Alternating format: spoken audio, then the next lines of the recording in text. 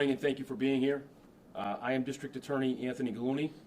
I am joined by former and current members of the West Springfield Police Department, including retired Chief Paul Connor and current Chief Jay Gearing, and members of the Massachusetts State Police, including Colonel Jeffrey Noble. A guiding principle of the Hampden District Attorney's Office is to relentlessly pursue justice for the citizens of Hampden County, particularly for those who are impacted by crime. This pursuit of justice is never easy, and it sometimes takes a long and circuitous route. Today, after almost 46 years, I am announcing an arrest has been made in the homicides of 18-year-old Teresa Marcoux and 20-year-old Mark Harnish. On November 19, 1978, the bodies of Teresa Marcoux and Mark Harnish were found actually not very far from here at all, just off Route 5 in the town of West Springfield. Teresa had attended East Longmeadow High School and was described as someone who loved to laugh and always had a smile on her face. Before her death, Teresa was working at a local hardware store as a clerk in their pet department. Mark had also attended East Longmeadow High School. He was known as a quiet, polite young man who had been working at a car repair shop in town. Tragically, their lives were cut far too short by a horrendous act of violence. On Sunday, November 19, 1978, at approximately 9:30 a.m., an officer of the West Springfield Police Department was on patrol when he observed a 1967 green Dodge pickup truck parked in a roadway rest area on Route 5, Riverdale Street. The officer saw that the driver's side window of the truck was damaged and noticed blood in and around the vehicle. The officer then discovered the remains of two individuals, one female and one male, just over a nearby guardrail. Each victim appeared to have sustained gunshot wounds. Additional first responders were called, including detectives from the West Springfield Police Department and the Massachusetts State Police. The forthcoming investigation saw painstaking efforts to document and photograph the scene with physical and biological evidence collected by investigators. The rest area was thoroughly searched for evidence, yet no firearm was ever recovered. The victims were then identified as Teresa A. Marcoux and Mark L. Harnish. Both were last seen alive on the morning of November 17th at approximately 12:30. They were leaving a party hosted by friends. The pickup truck was determined to be owned by Mark Harnish. Investigators concluded that Teresa and Mark had been shot while in the passenger compartment of the pickup truck, and their bodies were moved to the area where the remains were later discovered. Autopsies determined that the cause of death for each victim was multiple gunshot wounds. The medical examiner opined that their time of death was during the early morning hours of November 19. A witness who lived in the area also reported hearing multiple gunshots at approximately 4 a.m. Spent projectiles were recovered from the victim's remains in the passenger area of the pickup truck. Ballistics examination concluded that the recovered projectiles were all fired from the same unknown firearm, which was capable of firing .38 caliber ammunition. When investigators processed the pickup truck, they located a latent print in what appeared to be blood on the passenger vent window of the pickup. Mark and Teresa were eliminated as possible sources of this latent print. Over the years, as the investigation continued, this latent print was entered into the Massachusetts Automated Fingerprint Identification System, better known as AFIS, and was also manually compared to approximately 70,000 known fingerprint cards. As of October 2024, there was no identification made. Despite the continual efforts of investigators over the past few decades and the concerted efforts of my office in the last several years, this case was not any closer to any conclusions. However, in just the last month, my office received information from an individual who provided investigators with a name, the name of Timothy Scott Jolie, and information as to Jolie's purported involvement with the deaths of Teresa Marcoux and Mark Harnish. Once provided with this name, investigators learned that Timothy Jolie, who presently resides in Clearwater, Florida, was living in Springfield in November of 1978. Investigators obtained a fingerprint identification card for Jolie from the Springfield Police Department, which was on file with that department because Jolie was fingerprinted as an applicant for a taxi cab license in the year 2000.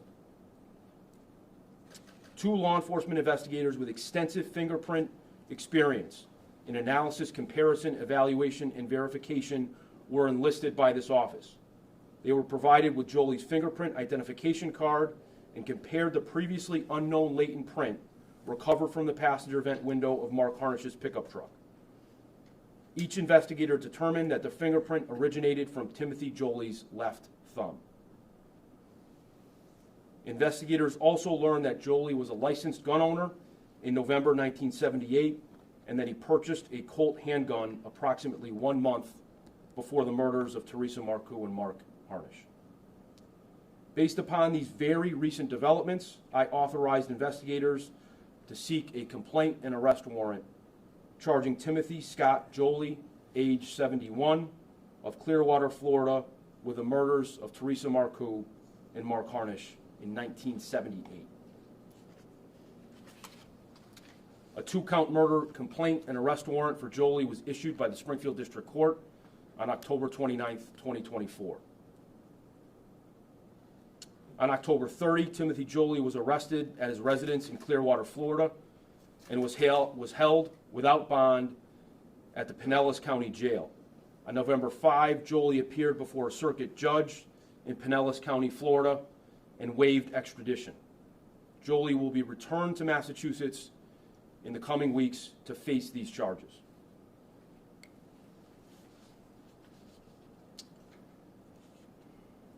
Today, we are also joined by members of Teresa's and Mark's families. I admire and respect you for your patience, resolve, and the faith that I know you've maintained over these many years. I thank you for being here today. Sadly, the parents of Teresa and Mark are deceased and never knew either answers or justice for the brutality that was inflicted upon their children. Throughout the years, however, this office has maintained contact with the extended families of both victims. Their desire for justice and ours has never extinguished. While we may have crested a hill today and we can see justice in the distance, there are many more uphill battles ahead. I stand here with the privilege of being your district attorney, doing this work, and announcing this good news. However, I stand with many people today who are at least equally committed to the same ends of truth and justice. This result is the product of many people and many years of work. In particular, I thank the Massachusetts State Police and specifically Colonel Jeffrey Noble for his dedication to these unresolved cases and his leadership of service to victims of crime and the communities of the Commonwealth. Through this partnership with the State Police, my office has a State Police detective assigned who is dedicated solely to unresolved cases, like this one. This assignment has been a critical facilitator in this work. I also thank the West Springfield Police Department and all its members who worked on this case and sought justice for Teresa and Mark. I want to especially thank retired Police Chief Paul Connor and current Chief Jay Gearing, who never forgot about Teresa, Mark, and their families, and never gave up on justice. I also want to thank Assistant District Attorney Beth Ferris in my office, Massachusetts State Police Detective Tom Sullivan, and West Springfield Police Lieutenant Tom Sveck for their investigative efforts leading to the arrest of Timothy Jolie. They make up our team for Teresa and Mark's case, and I am so appreciative and proud of their hard work and commitment. To all families who have lost a loved one to homicide, we do not forget. It is our mission to seek justice for you and your lost loved one. We stand with you in your grief. We share in your loss. and we remain relentless in our efforts to bring offenders to justice. With this arrest, it represents the first step of a long-awaited journey towards justice for Teresa and Mark. We will do everything that we can within our lawful power to see that journey end successfully.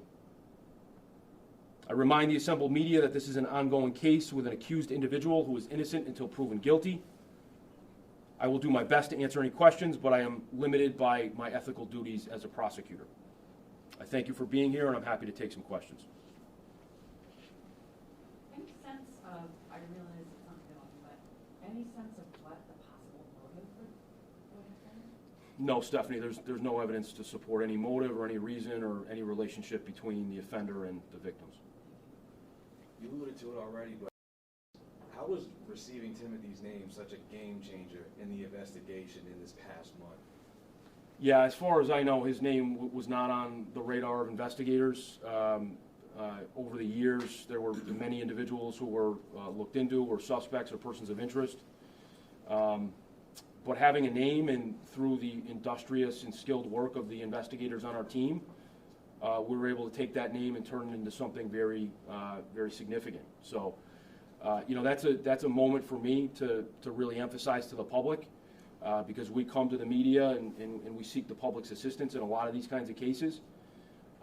It is really so critical. One piece of information or one name that someone provides can really change the course of a case. And in this case, this was 40 some odd years without answers, and that person's coming forward has led us to a point where, you know, families have renewed hope, and there's a good possibility for justice. So I encourage the public, in light of this good news, if you have any information on an unresolved case, if you have any information about something, please share it with investigators. We say that a lot, but this is really evidence that it can make all the difference. Did Jolie have a previous criminal record for it? Nothing of any real significance. So with the card for a taxi driver, that doesn't go into the crime database, that's sitting in a file Correct. cabinet somewhere.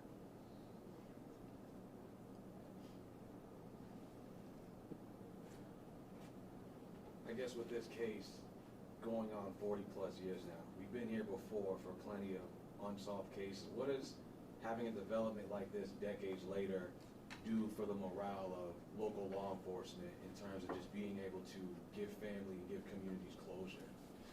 It's what we work for, right? It's a momentary sense of satisfaction, given all the work that's been put in, and you know, we're very fortunate to have a number of members of the West Springfield Police Department and a detective who worked on this case from 1978 over the years.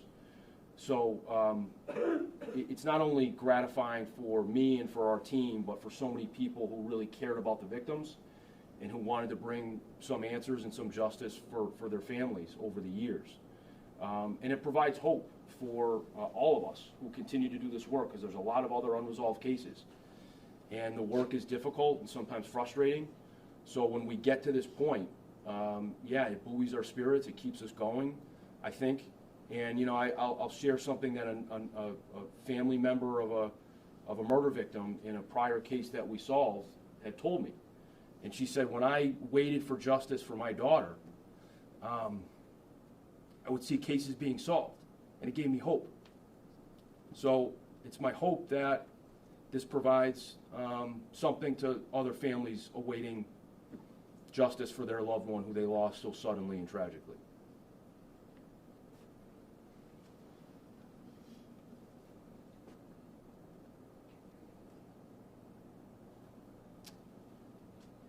Okay.